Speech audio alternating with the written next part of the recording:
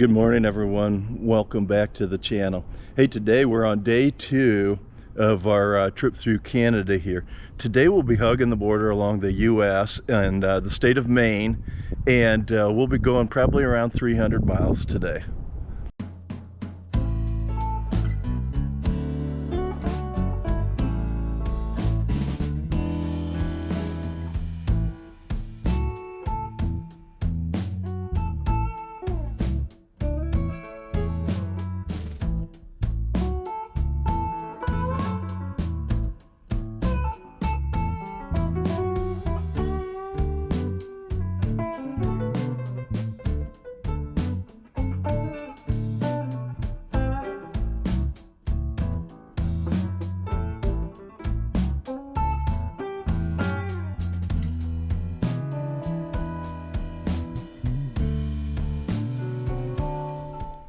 This morning we're heading northeast along the border with the state of Maine and US.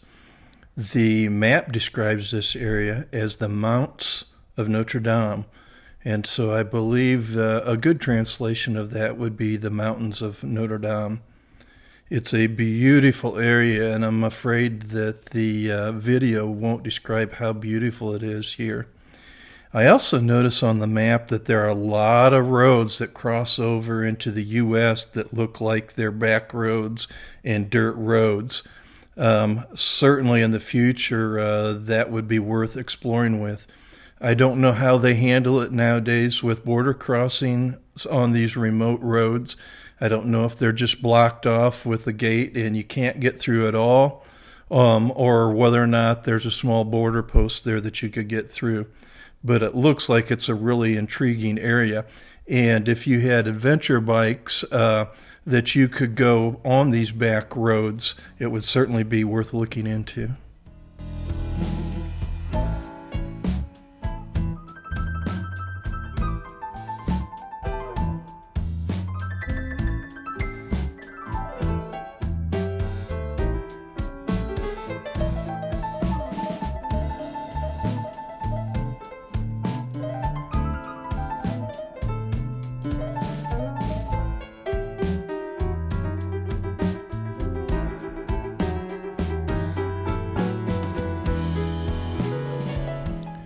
The Mounts Notre Dame create a geographical barrier between Canada and the U.S.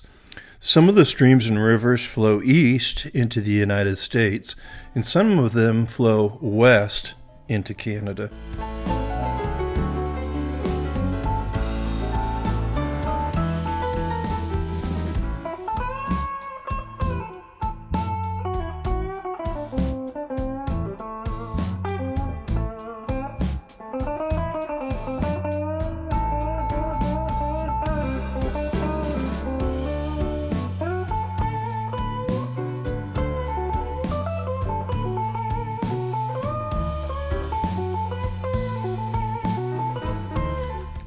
The highway we're taking this morning runs along the Rivière Chaudière, and please forgive me if I've butchered the French.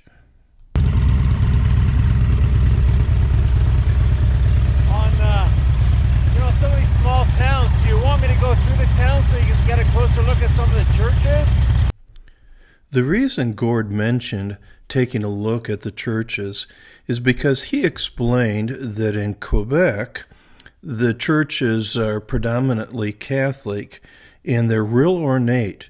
You'll see some fine woodwork and stonework that just makes some of these churches absolutely gorgeous, and the craftsmanship very, very high.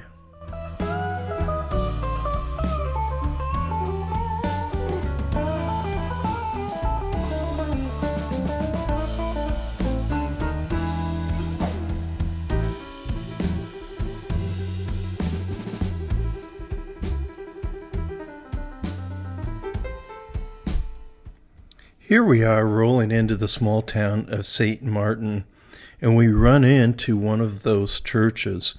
Each and every town seems to have a church at the center square.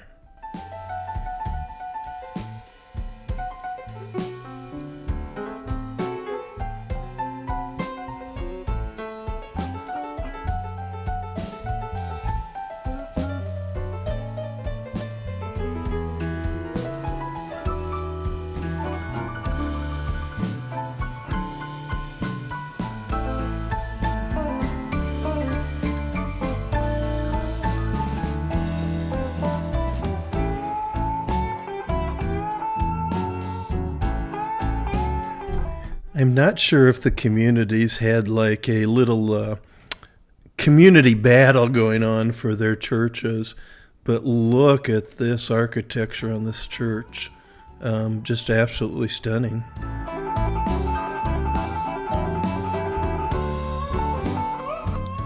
Throughout Canada, you'll see signs like this for moose and deer. But I gotta tell you, Quebec has got the artistic touch on this. Their deer signs look like more like Prancer from Christmas Tales than they do the normal warning signs. They're really cute and they're really detailed.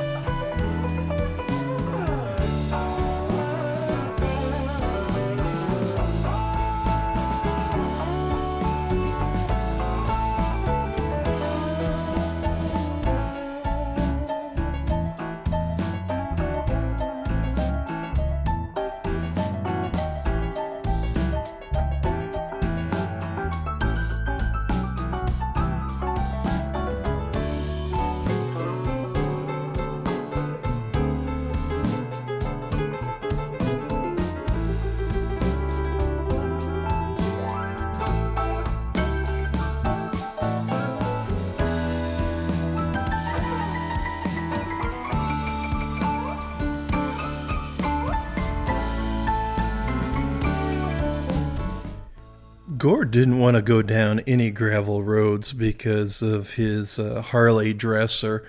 It just wasn't worth damaging such a very fine motorcycle that he has. But I ducked down this gravel road here to go check out a covered bridge. It was only, I think, about maybe 3 or 4 miles away from the highway, 6 kilometers. I grew up in an area with covered bridges and the old iron trestle bridges, but most of those bridges nowadays are being removed and putting in more modern style bridges. So it's nice to see that some of these bridges are being preserved so that future generations can see what it was like.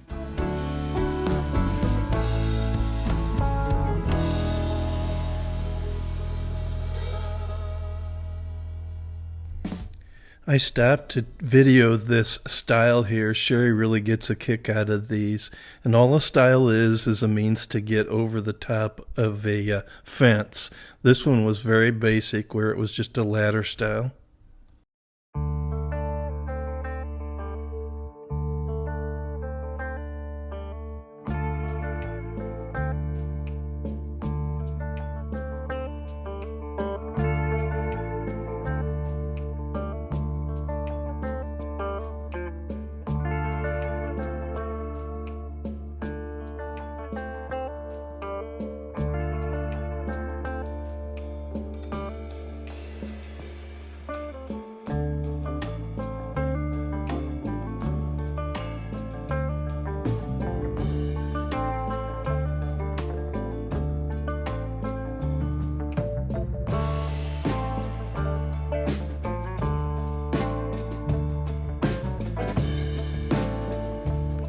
We are currently riding away from the mountains and toward the Revue Saint Laurent, or in other words, the Saint Laurence Seaway.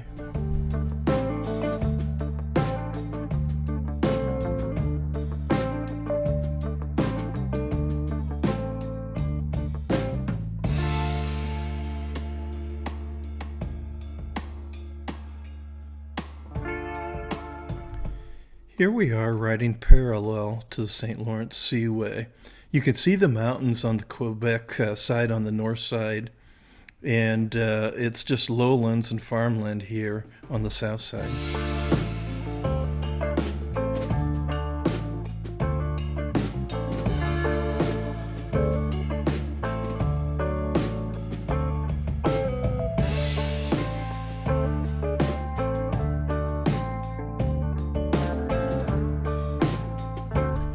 This beautiful church is Saint Roch de l'Ornate, and it sits right along the Saint Laurence Seaway. We pulled in here because we could get a good view of the Saint Laurence Seaway from here. And this is kind of a renowned area because of these mud flats.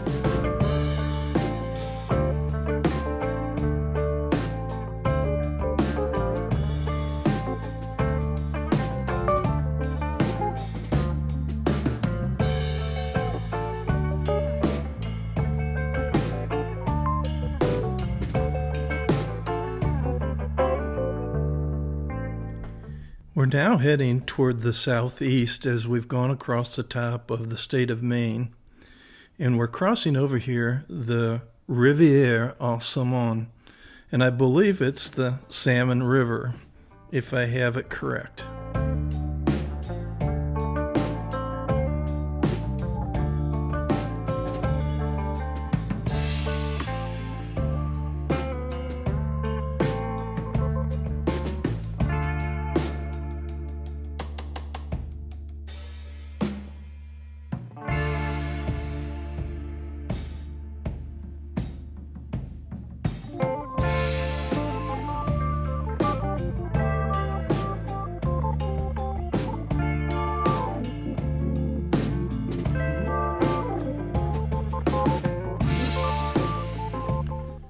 We are riding on Highway 289. This particular route takes us through the hills and mountains as we head toward Edmundston. We pass by lake after lake after lake, and there's no question this was the most scenic route of the day.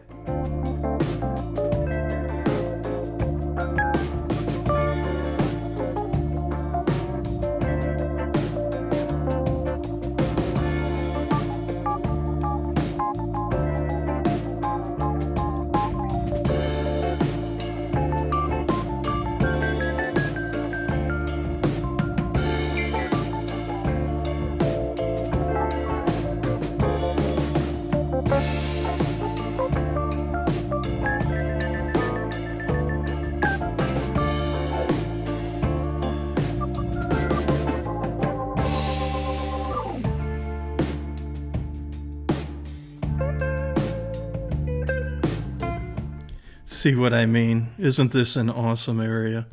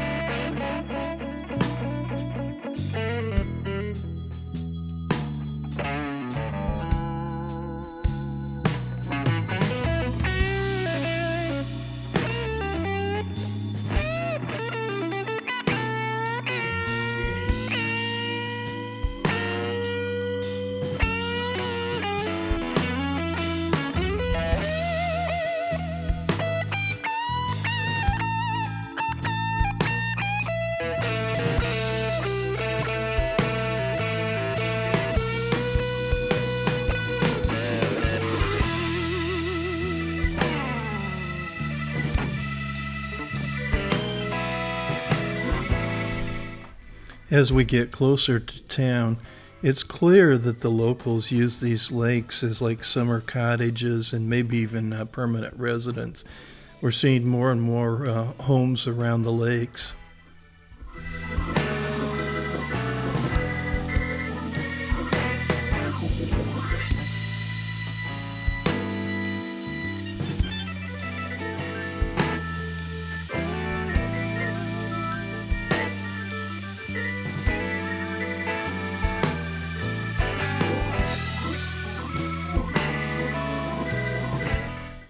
Here we're riding along the St. John River. On the far side of the river is the USA, or the state of Maine. We're still in Canada, and the river divides the two countries.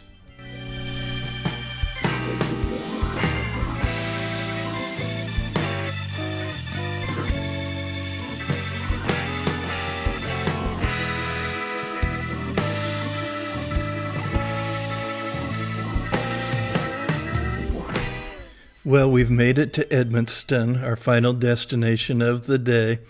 It's been a pretty long ride today, more than what we normally go, and we're ready to kick back and call it a day, relax, and have a beer pop.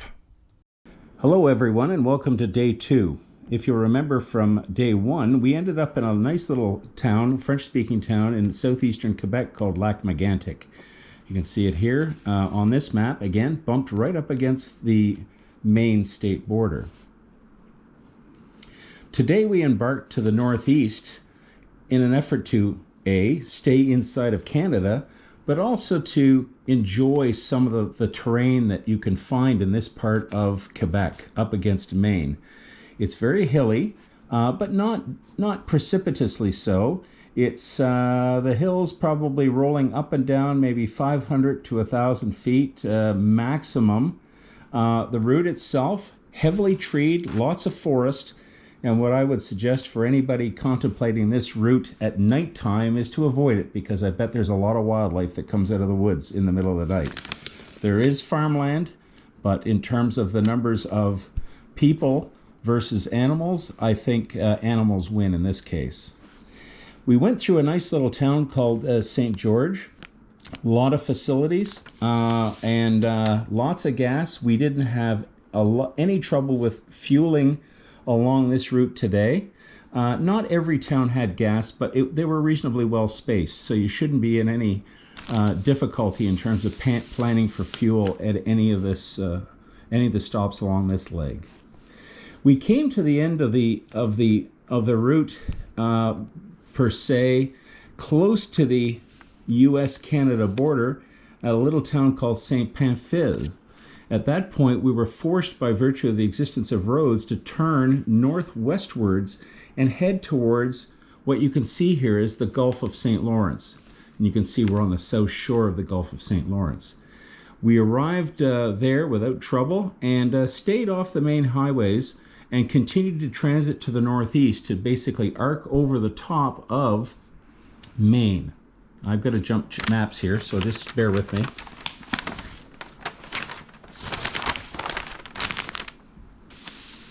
So again, to situate you on this map, you can see the Gulf of St. Lawrence on the north shore here and the south shore. Of course, we were on the south shore, as you can see by the track line and the significant turning points that I've indicated here as black dots. We turned at a very good spot right on the very tip of the northernmost penetration of the state of Maine into this part of the country. And you can see by the track line and the highway, although we didn't get into the United States, I'd say at times we were within about 500 yards of the United States. Nevertheless, road conditions were decent. The traffic was great, the terrain was great, and the road conditions generally very good. We saw some very scenic lakes along the way, and the terrain became more interesting as we left the vicinity of the south bank of the Gulf of St. Lawrence here. Ultimately, we made it into our day 2 destination, a little place called Edmundston, New Brunswick, and with that came a time change. So we had to change our watches and move them not a day forward, but an hour forward into the Atlantic time zone. So here we are, day 2, Edmundston. We'll see you tomorrow. Well, it's the end of day 2, and we made it here to Edmundston in New Brunswick. And tomorrow we'll be heading down to the area of Bay of Fundy. I'm looking forward to it.